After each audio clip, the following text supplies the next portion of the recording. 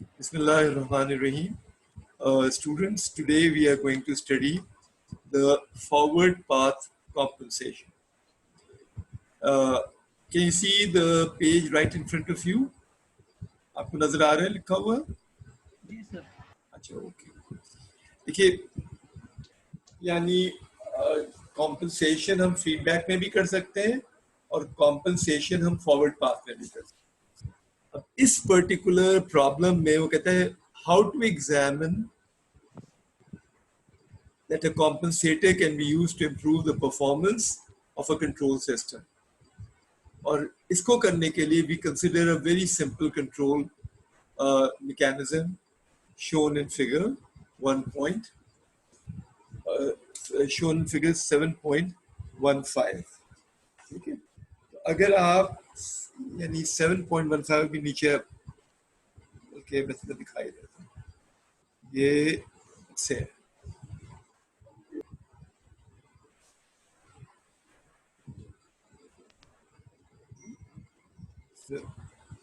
ये बेसिकली एक डायग्राम है, ठीक है। और जहां मेरा हाथ मूव हो रहा है this is your transfer function, ठीक है। और ये जो है ये फॉरवर्ड कॉम्पनसेटर, ठीक है। This is your input to the system, ठीक है। You have a forward compensator which is compensating your plant, or you see as a function of S is your output, and you give a unity feedback to the system which is negative, right? So this is your input and this is your output.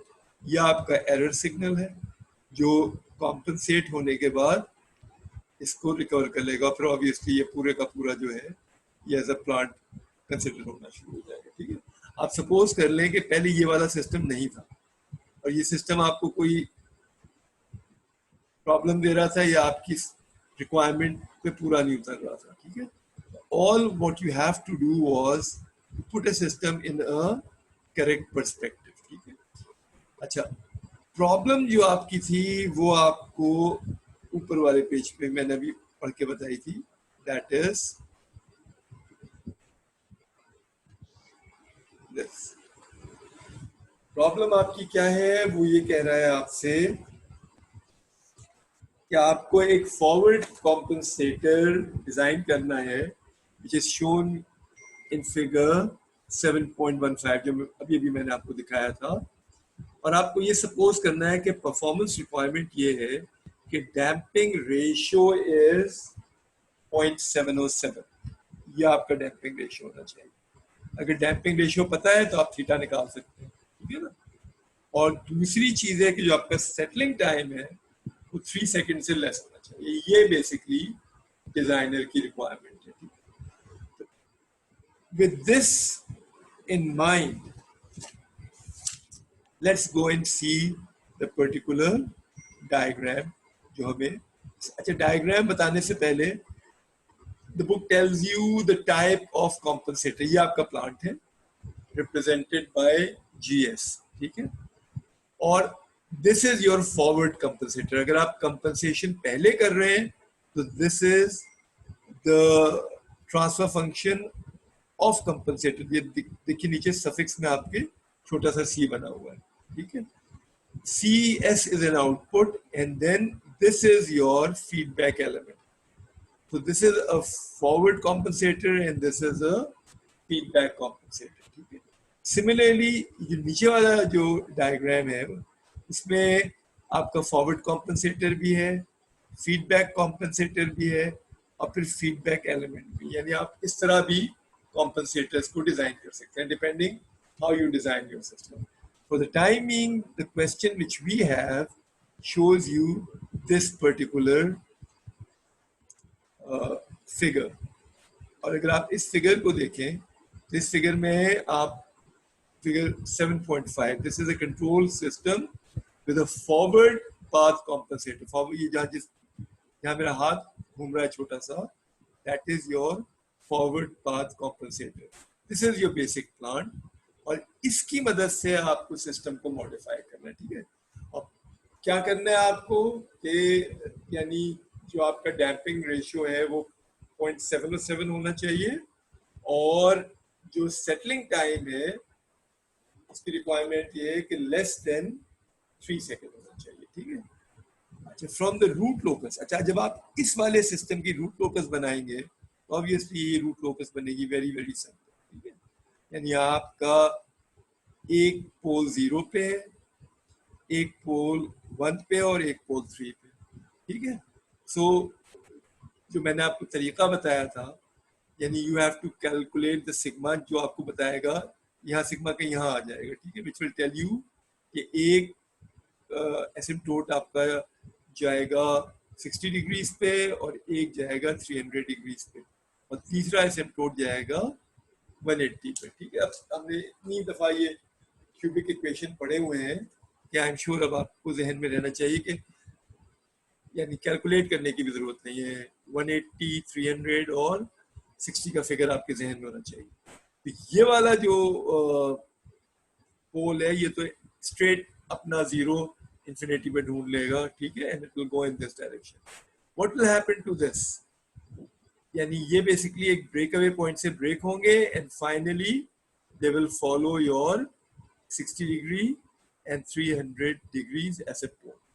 तो आपके पास जो gain margin है वो इस break away point जहां भी मेरा हाथ है से लेकर मार्जिनली स्टेबल पॉइंट तक है, यानी जहां के बाद आपका सिस्टम अनस्टेबल हो जाए। तो आपका सिस्टम स्टेबल जो रीजन है वो है जहां ये मेरा हाथ मूव कर रहा है, ठीक है। तो नाउ उसकी रिक्वायरमेंट क्या है, उसकी रिक्वायरमेंट ये है कि यानी आप जो भी बना रहे हैं that should be calculated at a value which is having a damping ratio of 0.707। अगर आप 0.707 का cos इनवर्स लेंगे तो that will be 45 degrees, ठीक है। तो अगर आप यहाँ से एक लाइन ड्रॉ करेंगे तो जहाँ वो काटेगी that will be where your root locus should give you the pole here and here जो आपके सिस्टम के डिजाइन पैरामीटर होंगे, ठीक है। अब let's see saying that what he does for us, ठीक है। अब उसने देखिए क्या किया, उसने कहा from the root locus plot in figure 7.6 we can achieve the desired damping ratio by finding the gain for a point on a locus that intersect the radial line from the origin that makes an angle of 45 degrees, ठीक है। उसे यहाँ दिखाया नहीं है लेकिन अगर आप 45 डिग्रीज की लाइन ओरिजिन से बनाएंगे और जहां वो रूट लोकस को काटेगी, ठीक है ना, यानी इस पॉइंट से, यानी ये आपका बेस है और ये आपका परपेंडिकुलर है, तो इधर से जो आप 45 डिग्री का एक एंगल बनाएंगे तो जहां मेरा हाथ जा रहा है ये एक लाइन यूं बनेगी, बिल्कुल ठीक है। जिस जगह पे ये काटेगी उसके अक्रॉस आप यूं देखेंगे तो आपको आपका ओमेगा एन मिल जाएगा, ठीक है ना। वो कह रहा है कि वो ओमेगा एन जो है that is 0.5 radians per second, ठीक है। तो अगर हमें ओमेगा एन पता चल जाएगा तो हम इस ओमेगा एन को जब मल्टीप्लाई करेंगे डैम्पिंग रेशियो के साथ तो हमारा सेटलिंग टाइम हमें मिल जाएगा। अगर आप देखें आप 0.5 को 0.7 से मल्टीप्लाई करें तो ये और भी छोटा हो जाएगा, ठीक है, 0.0 समथिंग। उसका जब इनवर्स लेंगे तो it is much more than 3। तो इसका मतलब ये है कि इस पर्टिकुलर डैम्पिंग रेशियो पे जो रूट आ रही है वो सेटिस्फाई नहीं कर रही है आपकी रिक्वायरमेंट की, और एग्जैक्टली यही चीज इसने यहाँ लिखी हुई है कि for omega n is equal to 0.5 radians per second the settling time is not less than 3 second.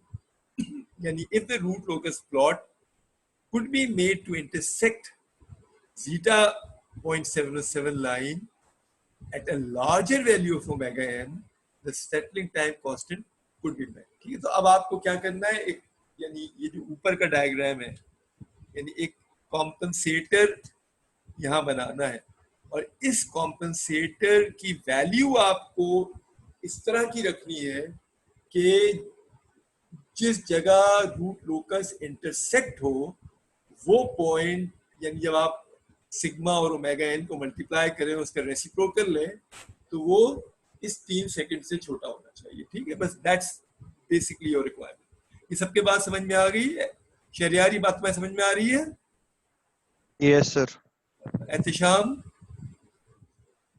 Sir आ रही है। अब्दुल कदीर?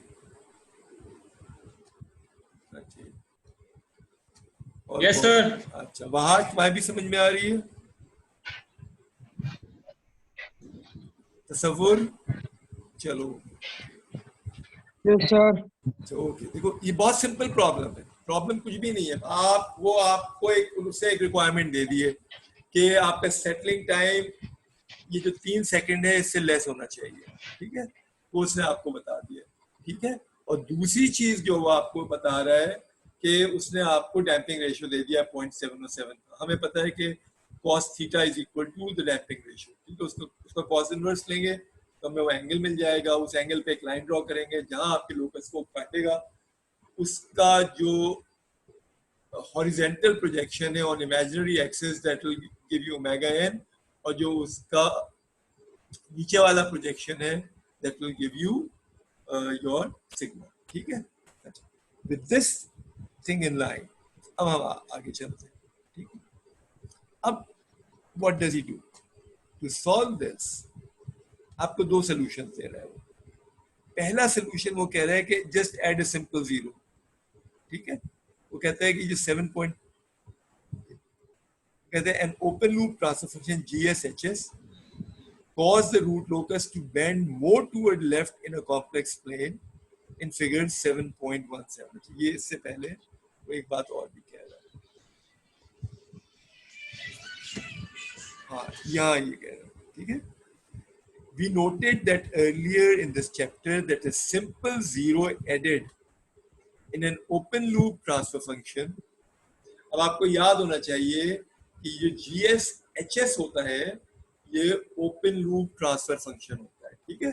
तो रिमेंबर वन थिंग कि आप रूट लोकस जो प्लॉट करते हैं, इसी के कैरेक्टरिस्टिक इक्वेशन में क्या होता है 1 प्लस GSHS, तो आप करते हैं GSHS इज इक्वल टू -1। तो ये जो आपका GSHS है ये ओपन लूप ट्रांसफर फंक्शन है। तो आप ओपन लूप ट्रांसफर फंक्शन को प्लॉट करके आप कहते हैं कि they go to their zeros at infinity or the zeros which are available, ठीक है, और आप इसको क्लोज लूप कर देते हैं। This is the basic concept of the root locus। तो रूट लोकस में हम कहते हैं हम कैरेक्टरिस्टिक इक्वेशन को प्लॉट करते हैं, और जब कैरेक्टरिस्टिक इक्वेशन देखें तो that is 1 plus GSHS and GSHS is open loop transfer. अब मैं आपको देखिए इसकी एग्जांपल इस तरह दे देता हूँ कि अगर ये एक फंक्शन होता है, सपोज करो ऊपर ले जाता हूँ just to make you explain। सोचिए ये पूरे का पूरा जो है हमने सॉल्व किया और ये G बन गया और ये H है। अगर मैं इस तार को तोड़ दूं और यहाँ आउटपुट लेना शुरू कर दूं तो क्या होगा? सिंपल, अगर ये पूरा G है और ये H है तो GSHS बन जाएगा, ठीक है। तो कोई भी फंक्शन जब आप उसको ओपन लूप करेंगे तो वो it will be a multiplication of your transfer and feedback element, because it is not, अगर आप ये लिंक तोड़ दें, ठीक है, तो लेकिन अगर आप इसको ड्रॉ कर लेंगे तो दैट बी 1 यानी GS ओवर 1 प्लस GSHS, ठीक है।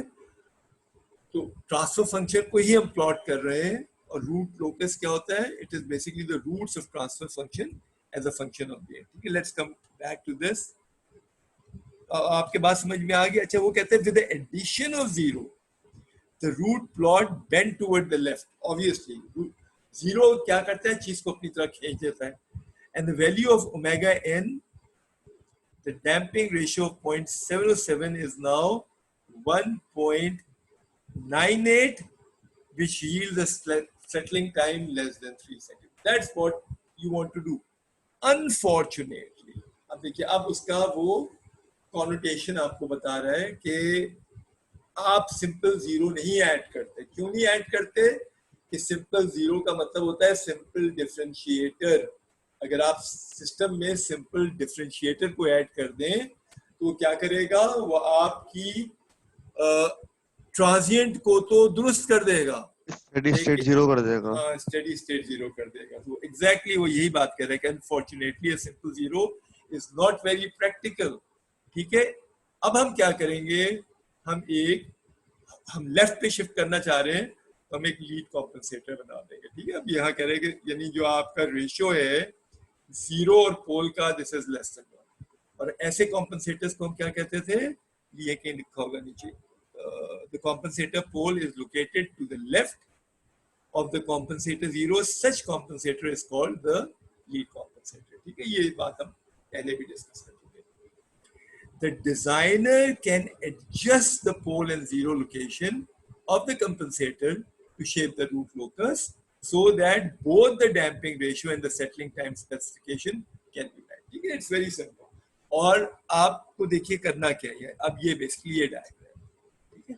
इसको मैं थोड़ा सा बढ़ा देता हूँ ताकि आपको ज्यादा क्लियर नजर आ जाएगी। कि इस डायग्राम में उसने क्या किया, ये आपका जीरो पे था, ठीक है। ये कहाँ था, हाँ एक शायद पीछे,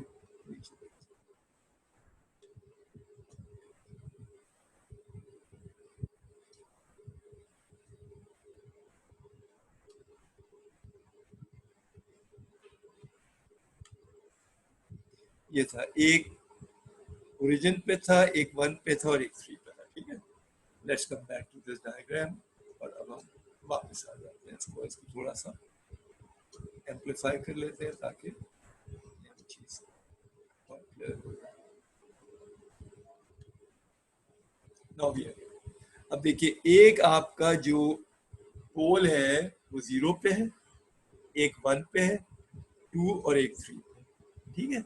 आपने क्या किया, एक 0 यहाँ ऐड कर दिया, लेकिन इस 0 के ऐड करने से क्या होगा कि ये जो आपका सिस्टम पहले यूं जा रहा था, ठीक है, now this 0 will drive this pole here and इस लोकस को वो ऐसे करके ऊपर ले जाएगा।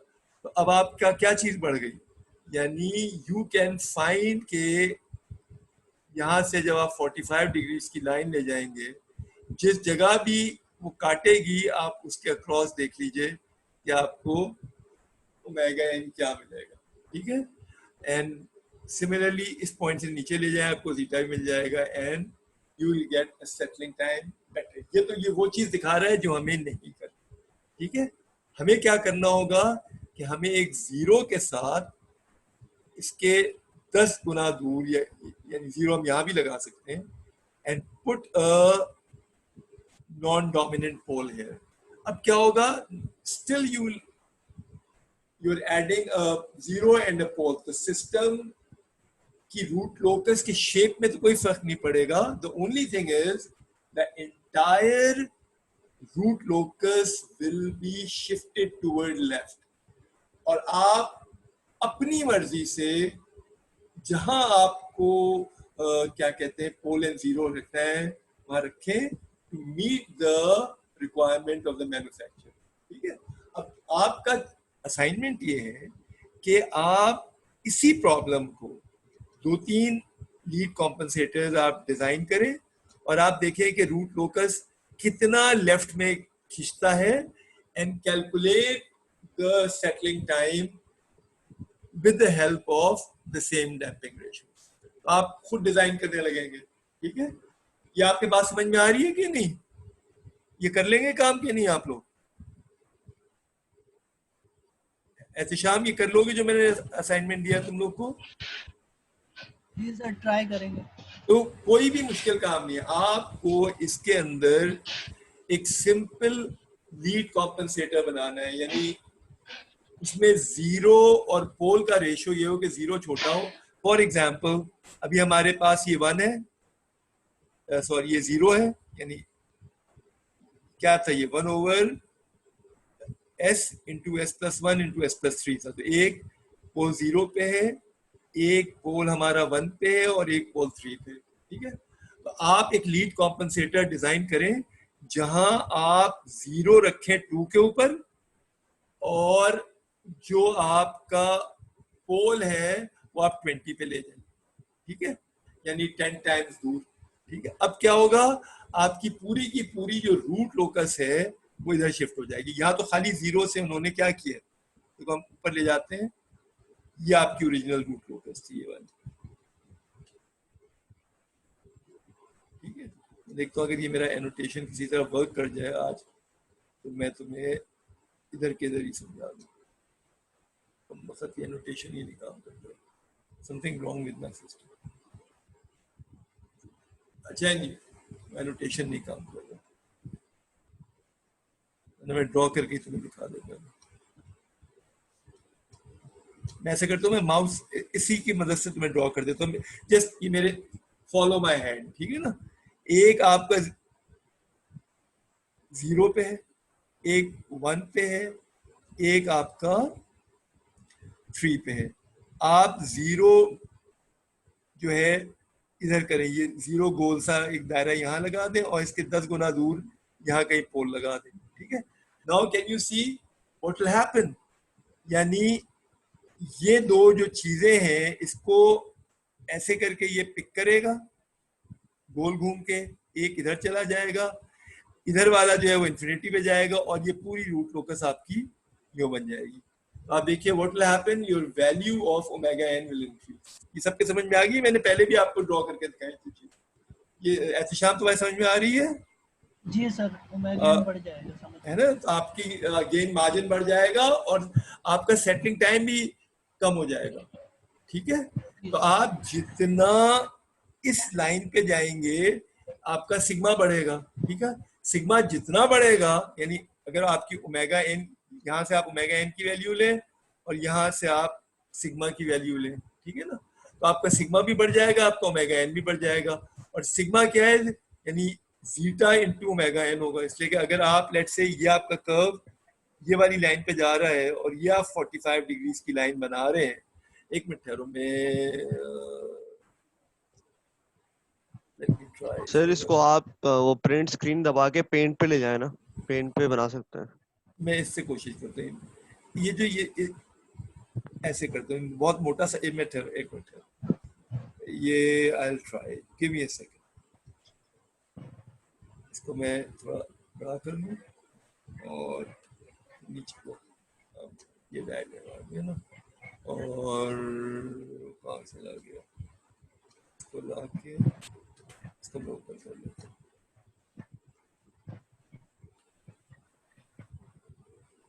इसके नीचे हो जाएगा,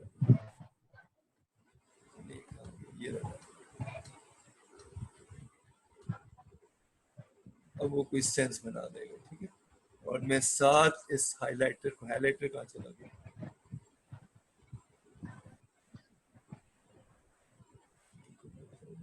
हाईलाइट करिए।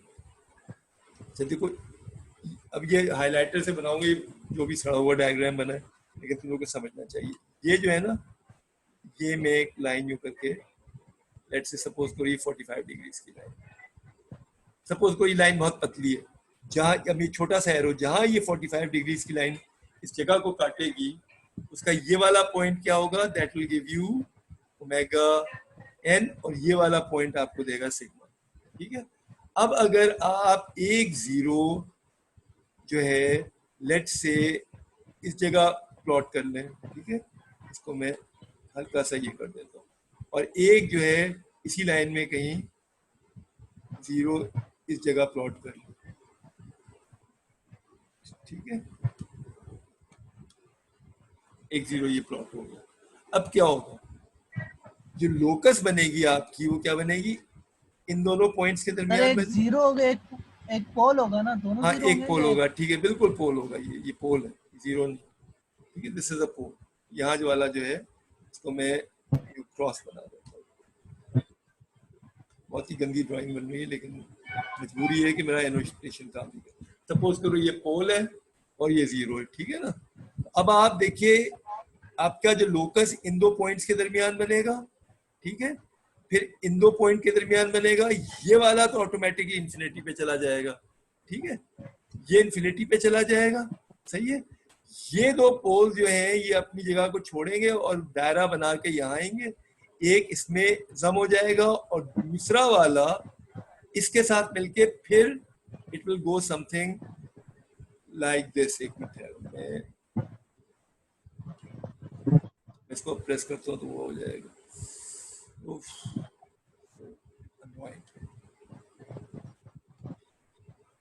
यहाँ वाला जो होगा ना, अब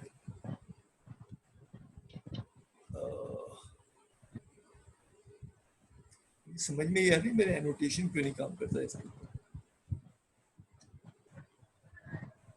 इसको मैं किसी और तरह से भी तुम्हें दूसरे वाले से समझा दूँ। ये दो यहाँ आएंगे, एक ब्रेक अवे पॉइंट होगा and then it will obviously move from here and go like this. क्यों चला जाएगा और एक जो है ऐसे करके ऐसे चला जाएगा, यानी आप क्यों समझे कि आपकी पूरी रूट लोकस जो है शिफ्ट हो जाएगी, ठीक है। और इस जगह को कहीं अगर लाइन में ड्रॉ करो तो इसको काट देगी। अब आप देखिए कि इस पॉइंट पे ओमेगा एन भी बढ़ जाएगा और आपका यहां से नीचे आएंगे तो आपका सिग्मा भी बढ़ जाएगा, ठीक है। सो अकॉर्डिंगली सिग्मा जितना बड़ा होगा, हमें पता है कि 1 over sigma is or 1 settling time, उसको आप 3 से मल्टीप्लाई कर दें, आपका settling time would definitely be less than 3 seconds, ठीक है। तो जितना आप लेफ्ट साइड पे जाएंगे, यानी जितनी आप इस रूट लोकस को इस साइड पे बढ़ाना शुरू कर देंगे, क्या होगा, ऑटोमेटिकली आपका सेटलिंग टाइम कम से कम होता चला जाएगा। ये बात सबके समझ में आ रही है कि नहीं? और वो आप कैसे कर सकते हैं? By changing the position of zeros and poles. ये हम जो टैबलेट है उस पे में करके ही आपको दोबारा दिखा दूंगा। Is it clear to everybody? अब कोई है जिसको कोई कंफ्यूजन हो इस जगह पे? क्लियर है। क्लियर है? चलो, क्लियर है सर, यस।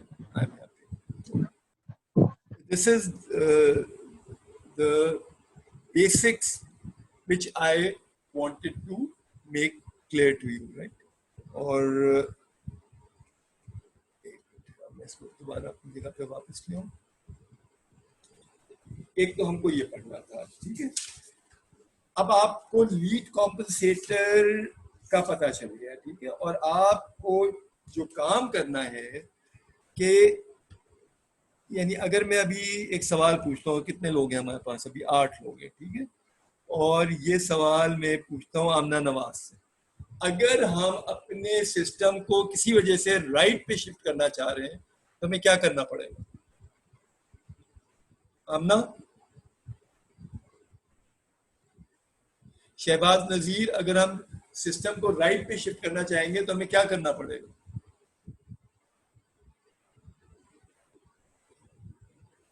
तुम लोग चुप हो जाते हो बिल्कुल जबकि सवाल पूछता हूँ।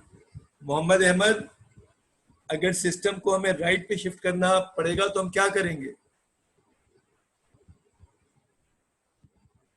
शहरियार, तुम इसका जवाब दोगे? सर लैग कंपनसेटर ऐड कर दें या तो कंपनसेटर बनाएंगे, एग्जैक्टली। पोल। तो आपका जो रेशियो, ये वाला रेशियो जो आपको नजर आ रहा है, ये ठीक है, ये वाला रेशियो जो मैंने हाईलाइट किया है, this ratio should be greater than 1।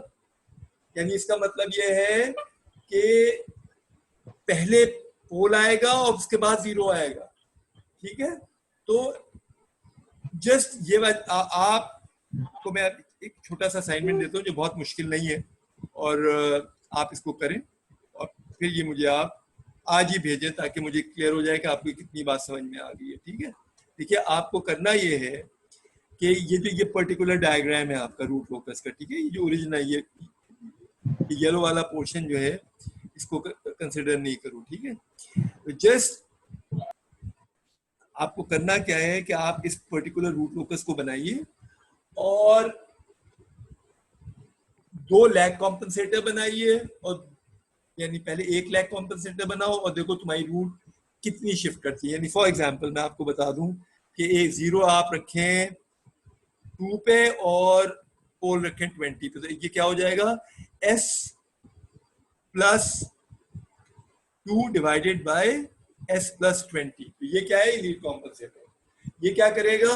यह आपकी पूरे के पूरे रूट को लेफ्ट पे शिफ्ट कर देगा। फिर एक और बनाओ, आप उसमें जो 0 है वो रखें 5 पे और पोल रखें 50 पे। अगेन अगर ऊपर 5 over 50 इज 0.1, ठीक है ना। Again it is less than 1, तो it is again a lead compensator. लेकिन अब क्या होगा? वो और ज्यादा लेफ्ट पे शिफ्ट हो जाएगी, और उससे आप कैलकुलेट कीजिए कि लेफ्ट पे शिफ्ट करने से आपका सेटलिंग टाइम क्या होगा। सेटलिंग टाइम क्या होगा, आपको ये पता होना चाहिए कि किस कॉम्पनसेटरी वैल्यू पे आपको देखना है अपना सिग्मा, यानी सी के आपका डैम्पिंग रेशियो क्या है। आपने अगर डैम्पिंग रेशियो जैसे इस केस में 0.707 तय कर लिया, इसका मतलब ये थीटा आपका क्या बनेगा 45। आप 45 की लाइन ड्रॉ कर लें, जहां 45 की लाइन आपके रूट लोकस को क्रॉस करेगी उसके बिल्कुल नीचे देखोगे तो सिग्मा मिल जाएगा, ठीक है। तो one by sigma will give you the settling time. तो अब मैं आपसे एंटर में एक सवाल इस तरह का पूछ सकता हूं कि डिजाइन एक रूट लोकस आपको दे दूंगा, ठीक है, और मैं आपसे को एक वैल्यू दे दूंगा डैम्पिंग रेशियो की, ठीक है, और मैं आपसे कहूंगा कि ये दो कंपनसेटर्स हैं, एक है S+2/S+20 और दूसरा है S+5/S+50। अब मुझे बताएं कि इसका मतलब सेटलिंग टाइम क्या होगा, वो आप बता सकते हैं। या ये भी पूछ सकता हूं कि इसकी अब डैम्पिंग फ्रीक्वेंसी क्या होगी, इसलिए कि देखिए जब ये वाली लाइन इस जगह पे क्रॉस करेगी तो फ्रीक्वेंसी कम थी, लेकिन अगर यही लाइन इस वाली लोकस को क्रॉस करेगी तो फ्रीक्वेंसी बढ़ जाएगी। अगर यही लाइन यानी अगले कॉम्पनसेटर से आप लेंगे फ्रीक्वेंसी और बढ़ जाएगी। तो इसका क्या मतलब हुआ कि उसी डैम्पिंग रेशियो के ऊपर अगर आप सेटलिंग टाइम बढ़ाना चाह रहे हैं तो आपकी डैम्पिंग फ्रीक्वेंसी भी बढ़ रही है, ठीक है। लेकिन सेटलिंग टाइम यहाँ क्या था, बिल्कुल इसके नीचे ये जगह थी, यहाँ इस इंटरसेक्शन के नीचे ये सिग्मा यहाँ आ गया, ठीक है। तो 1/सिग्मा इज 1 टाइम कांस्टेंट। उसको 3 से मल्टीप्लाई करोगे तो आपका सेटलिंग टाइम आ जाएगा जो किताब मांग रही है। अगर आप जो हमने पढ़ा है आप कहेंगे मैं 5 पे बिलीव करता हूँ, तो आप उसको 5 से मल्टीप्लाई कर दें तो वो आपका सेटलिंग टाइम हो जाएगा। और एक्यूरेट करना चाहते हैं तो 7 से मल्टीप्लाई कर दें, ठीक है। इस केस में क्या होगा, और सेटलिंग टाइम कम हो जाएगा, इसलिए कि सिग्मा बढ़ गया। सिग्मा हमेशा रेसिप्रोकल में होता है, 1/S is 1 time, sorry one by sigma is 1 time constant multiplied by 3, 5 और 7 डिपेंडिंग कि आप कितना एरर टॉलरेंस चाहते हैं, ठीक है। और यहां से आपको फ्रीक्वेंसी पता चल जाएगी। ये बात सबकी क्लियर होगी? कोई सवाल पूछना चाह रहे हैं मुझसे यहाँ? No sir, clear. तो ये असाइनमेंट आप कर लेंगे ये? जी सर, 2 लीड कॉम्पनसेटर्स बनाने हैं ना? आपको 2 लीड कॉम्पनसेटर्स बनाने, सही है सर। और मुझे उनके टाइम, खाली आप ये बताइएगा कि उनके टाइम कॉन्स्टेंट्स क्या हैं, ठीक है ना, और उसकी डैम्पिंग फ्रीक्वेंसीज क्या है ऑब्वियसली। और हाँ, and make the root locuses good, या अप्रोक्सीमेट रूट लोकस बना दें, मतलब उसको प्रॉपर ब्रेकअवे पॉइंट के साथ ही बनाना, एक अंदाजे से बना लेना, ठीक है। खाली आपको ये तो पता ही है कि रूट लोकस यानी जो आप बना रहे हैं, बिकॉज आप एक जीरो और पोल ऐड कर रहे हैं तो वो वही बनेगी जो एक थर्ड ऑर्डर पोल की बनती है, इसलिए कि एक पोल को एक जीरो कॉम्पनसेट कर रहा है तो आपके पास 3 एक्स्ट्रा पोल्स उस सूरत में भी रहेंगे जो 60 डिग्रीज, 300 डिग्रीज और 180 डिग्रीज पे मूव करेंगे, ठीक है। और एक लैग कॉम्पनसेटर भी बना लेना, ठीक है। समझ रहे हो शहरियार? जी सर। हाँ, यानी लैग कॉम्पनसेटर क्या बनेगा कि ऊपर वाला, यानी अगर आप ऊपर वाला रख रहे हैं S+5 तो नीचे वाला लिख देना S+0.5, ठीक है। तो अब आप 5/0.5 क्या होगा, 10 गुना ज्यादा हो जाएगा, तो 10 इज ग्रेटर देन 1 तो लैग कॉम्पनसेटर बन जाएगा। तो उसमें क्या होगा, आपकी जो रूट लोकस है वो ऑटोमेटिकली राइट की तरफ मूव कर जाएगी। तो अब आपको एग्जैक्टली समझ में आ जाएगा कि अगर आपको मैन्युफैक्चरर रिक्वायरमेंट दे रहा है, यानी आज के लेक्चर में हमने क्या सीखा, हमने ये सीखा कि अगर आपका मैन्युफैक्चरर कह रहा है कि मुझे ऐसा सिस्टम चाहिए जो 3 सेकंड से अंदर अंदर सेटल हो जाए, तो आप क्या करेंगे, सबसे पहले उस सिस्टम का एनालिसिस करेंगे, आप रूट लोकस बनाएंगे, ठीक है। रूट लोकस से आप जो भी डैम्पिंग रेशियो है उस पर एक लाइन ड्रॉ करेंगे, जहां इंटरसेक्शन आएगा उससे आप जब नीचे आएंगे तो आपको सिग्मा मिल जाएगा, सिग्मा का इनवर्स लेंगे आपको वन टाइम कांस्टेंट मिलेगा, ठीक है, डिपेंडिंग ऑन द रिक्वायरमेंट। अगर आपका मैन्युफैक्चरर कह रहा है कि 5 टाइम कांस्टेंट होने चाहिए तो सेटलिंग टाइम 5 टाइम का कांस्टेंट होगा। अगर वो कहते हैं 3 टाइम कांस्टेंट होना चाहिए तो 3 टाइम होगा। ये मैन्युफैक्चरर ने स्पेसिफाई कर दिया, आप जो चाहें ले लें, ठीक है ना। और फिर आपको एक बहुत क्लियर कट अंदाजा हो जाएगा कि मैं अब इन कंट्रोल हूं, ठीक है, just by adding pair of 0 and pole, I can shift the root to right or left. आप ये बस ये 3 चीजों के साथ कर लेंगे तो आप कोई भी प्रॉब्लम हल कर लेंगे, आपको कभी मुसीबत नहीं होगी। एम ये है कि आपके जहन में क्लियर होना चाहिए कि what is a lead compensator, what is a lag compensator. देखिए कॉम्पनसेटर का बेसिक पर्पस क्या है कि आपने करोड़ों रुपए का एक सिस्टम डिजाइन किया, ठीक है, और उसके अंदर एक फ्यूगॉइड आ गया या उसमें ऑसिलेशन ज्यादा आ गई, ठीक है, तो आप क्या करेंगे, ये जो आप चीज ऐड कर रहे हैं, इट इज सास, it is stability augmentation system. You are just introducing a damping system to ensure कि your system should lead or lag. वो damping system आप brute force बेवकूफी से नहीं कर रहे, ठीक है। अगर आप खाली 0 ऐड करेंगे तो क्या होगा, आपका स्टेडी स्टेट खत्म हो जाएगा एकदम से, जैसे ही वो ट्रांजिट खत्म होंगे स्टेडी स्टेट आपका 0 हो जाएगा। और अगर आप सिंपल पोल ऐड कर देंगे तो वो कॉन्स्टेंटली बढ़ता चला जाएगा, मतलब एक रैंप की तरह बढ़ेगा वो सिस्टम में, कांस्टेंट एडिशन होगी। तो आप बेसिकली इसीलिए कॉम्बिनेशन ऑफ बोथ करते हैं, या आप लीड कॉम्पनसेटर करते हैं या लैग कॉम्पनसेट करते हैं, और चौथी चीज लीड लैग जो मैंने आपको अभी तक नहीं पढ़ाया है, ठीक है। हम इसको बंद करते हैं और आई विल कम बैक। अभी 2 मिनट रह गए, लेकिन आई थिंक 2 मिनट में वो वाली चीज मैं कवर नहीं कर सकता।